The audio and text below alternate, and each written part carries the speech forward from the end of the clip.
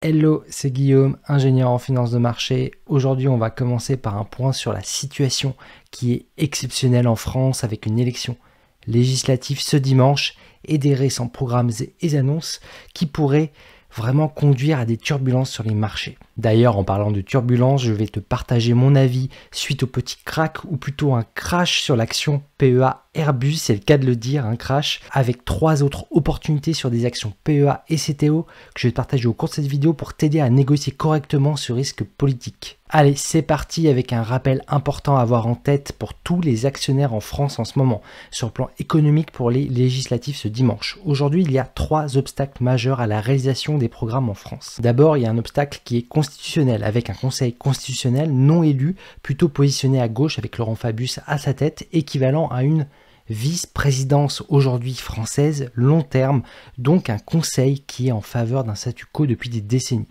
En deux, on a aussi les traités européens, bien sûr, avec, il faut le reconnaître, des limites que le peuple français avait refusées par référendum, donc des obstacles légaux européens qui existent depuis le traité de Lisbonne de 2007, suite à un reniement du dernier référendum de 2005, auquel le peuple français avait clairement exprimé son refus en votant non.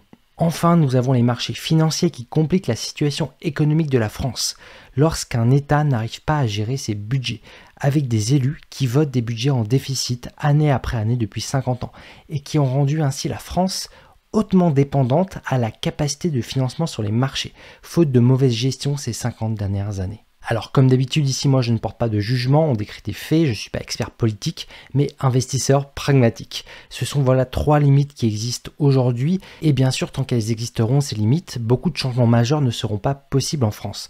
Donc selon ce que veulent les Français, le peuple français, ceux qui vont aller voter au premier et second tour, il faut garder en tête que pour aller plus loin, il faudra un jour potentiellement remettre en question certaines limites, si on souhaite les dépasser bien sûr, pour ne pas que tout ça reste des programmes inappliqués. Après certes, pour réaliser des changements même peu significatifs, disons importants, il faudrait bien sûr un parti qui obtienne une majorité absolue à 289 sièges. Et c'est pas fait car les principaux sondages aujourd'hui n'anticipent qu'une majorité qui serait relative à droite ou à gauche. Donc aujourd'hui, le principal scénario, c'est le statu quo. Ça veut dire que la France, elle serait vue comme ingouvernable par les marchés.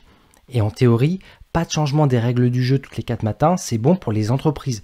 Donc dans un pays où il y a déjà le plus de normes et de taxes au monde, ne pas les bouger, ça permet aussi une certaine stabilité. En parlant de taxes, un mot encore parce qu'on me l'a pas mal demandé sur les conséquences de l'arrivée d'un parti où font partie des anticapitalistes, le scénario du nouveau Front populaire, ce serait un scénario où il serait très difficile de réussir en France en termes financiers pour les plus ambitieux et les entrepreneurs créateurs de valeur, car l'argent généré serait à nouveau encore plus réquisitionné par un État dirigé par un front populaire avec un potentiel impôt sur le revenu en 14 tranches progressives, dont notamment la tranche à 40% dont on m'a pas mal parlé.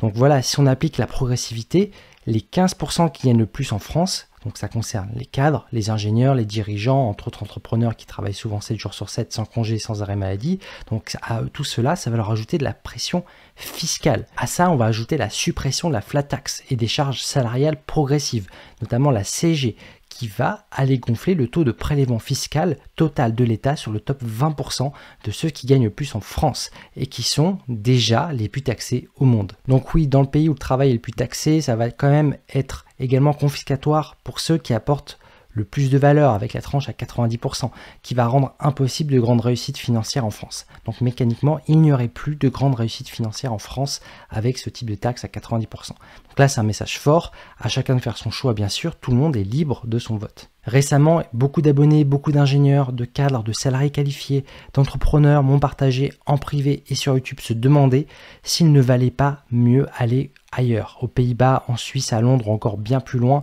en cas d'application concrètes, donc des mesures qui se concrétiseraient, qui taxeraient encore plus ce travail, avec l'argument suivant: à quoi bon de travailler encore plus pour qu'on me prenne plus de la moitié de ce que je gagne au total avec charges salariales et impôts sur le revenu? Et cette crainte, elle existe, on me la partage, alors qu'aujourd'hui le Front populaire n'est pas le premier scénario. avec certes encore de l'incertitude pour dimanche, avec un président qui annonce quand même le chaos en France, et des risques surtout d'imprécision importants sur les intentions de vote sur des centaines de duels à gauche et à droite au second tour de l'élection législative. Et la réponse que je leur ai partagée en privé, que j'ai envie de te partager aujourd'hui sur YouTube, c'est que moi, personnellement, j'ai fait le choix de la France. Après 2 expatriations, aux États-Unis d'abord pendant 2 ans, puis dans un second temps en Asie pendant 2 ans. À chaque fois, je suis revenu en France. Et oui, je paye des impôts en France, c'est le défaut, mais qui a ses avantages. En tout cas, j'aime bien mesurer une situation avec ses avantages et ses inconvénients pour prendre une décision.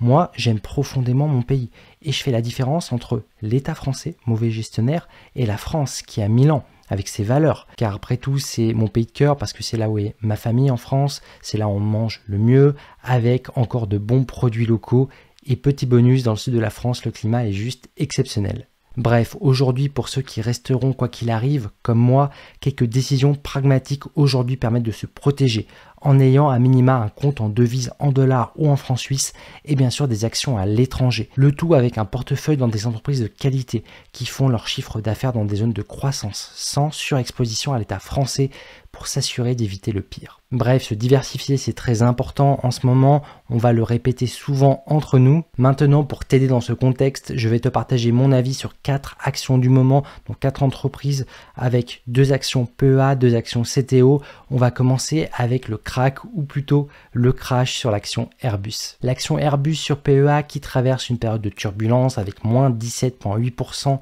sur son prix, dont moins 11% cette semaine carrément. L'action a pratiquement effacé ses gains hors dividendes sur un an. C'est une des baisses les plus significatives cette semaine sur le CAC 40. Et la question qu'on peut légitimement se poser sur Airbus, c'est pourquoi récemment ces actionnaires vendent leurs actions. Et tout ça, ça s'enchaîne suite à la publication du top management de Airbus qui affiche une révision de ses objectifs et résultats à venir, avec notamment 30 unités de moins de prévues dans son carnet de commandes pour 2024. Ainsi, ils ont de nouveaux objectifs. Donc ce célèbre constructeur d'avions, aujourd'hui, a estimé à 770 livraisons d'avions pour 2024, ce qui impliquerait mécaniquement une baisse de 500 millions sur ses cash flows attendus pour cette année, les passant de 4 milliards à 3,5 milliards d'euros. À ça, on peut ajouter d'autres déceptions. On a un report sur l'augmentation de sa cadence d'avions A320 sur ses lignes de production à 2027, soit dans 3 ans, ainsi que presque 1 milliard de coûts de développement au premier semestre 2024. Dans ces conditions de fondamentaux en berne pour l'action Airbus, son entreprise aujourd'hui me paraît, malgré la baisse récente, pas encore à des niveaux de solde.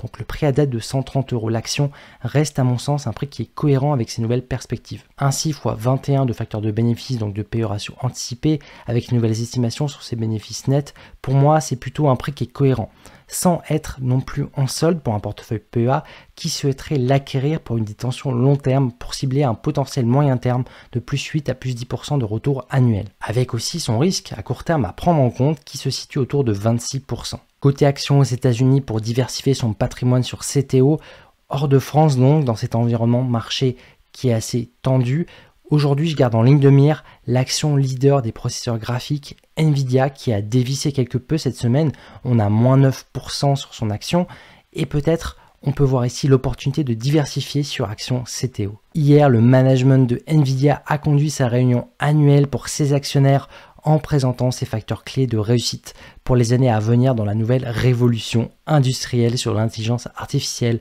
dont Nvidia est aujourd'hui en plein momentum. Aujourd'hui, on a quand même une estimation à 100 milliards de bénéfices annuels nets anticipés pour 2027. C'est important. On a aussi un risque des plus élevés, autour de 56%. Ça reste donc une entreprise de croissance aujourd'hui que je t'ai partagé dès 2023, donc en étant rentré à l'achat, en surfant sur le boom tout simplement de l'intelligence artificielle. Donc aujourd'hui, il y a quand même un risque assez important à assumer et sachant qu'une chute en cas de déception peut être plus importante avec des résultats, avec des facteurs de bénéfices qui dépassent quand même les fois 100 de PE ratio aujourd'hui. Donc oui, il y a des attentes, il faut en être conscient, qui sont très très fortes de ces investisseurs qui supporteraient très mal de déception sur ces prochains résultats. Donc ça, c'est à garder en tête quand on veut devenir ou qu'on est actionnaire de Nvidia.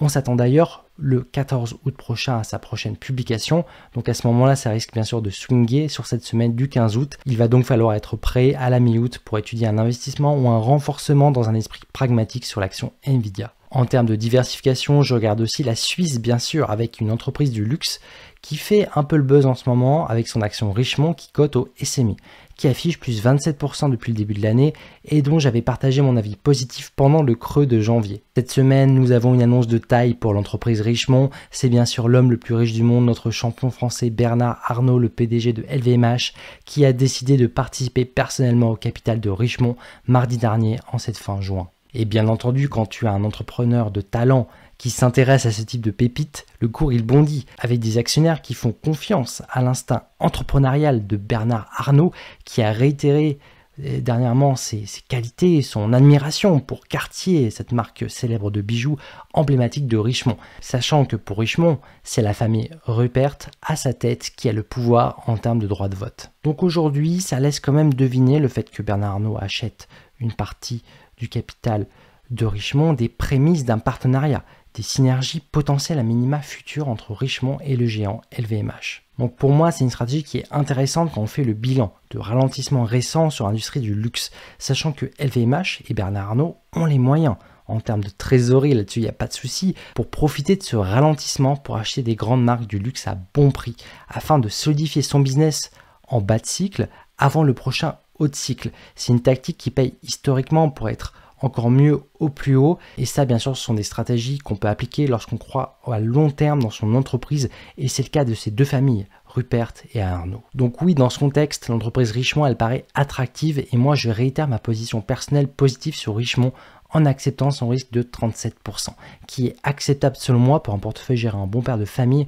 dans un esprit de diversification au vu du risque politique français sur son portefeuille d'actions CTO. Et enfin, sur PEA, un mot sur notre champion LVMH. On a l'action LVMH à 723 € qui peut donner envie car l'action sur un an affiche presque moins 15% et pose la question d'un renforcement de position pour un grand nombre d'actionnaires français qui voient bien que LVMH est un peu comme un ETF luxe, bien diversifié avec 30% en Asie, 25% aux États-Unis, qui est concentré en termes d'activité à presque 50% quand même sur la mode, la maroquinerie, avec sa marque phare Louis Vuitton et son exposition limitée à la France sous les 8%. Aujourd'hui, nous sommes à un moment qui est stratégique pour l'action LVMH suite à son repli depuis la dissolution de l'Assemblée nationale. Car LVMH elle va publier ses résultats semestriels dans moins d'un mois. C'est bientôt. La date exacte, elle n'est pas encore connue.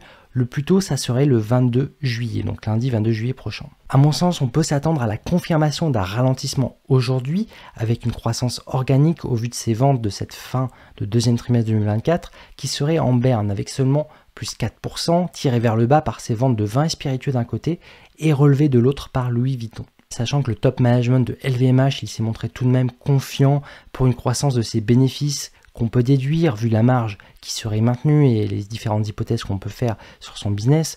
Donc on pourrait quand même déduire autour de plus 6 à plus 7% de croissance sur ses bénéfices nets cette année 2024 et anticiper ainsi une meilleure année pour 2025 qui ferait passer à nouveau LVMH au-dessus des 10% de croissance sur ses bénéfices pour un futur haut de cycle. Ainsi 2024 c'est une année de croissance en berne, positive mais moins attractive avec le cumul du risque politique notamment.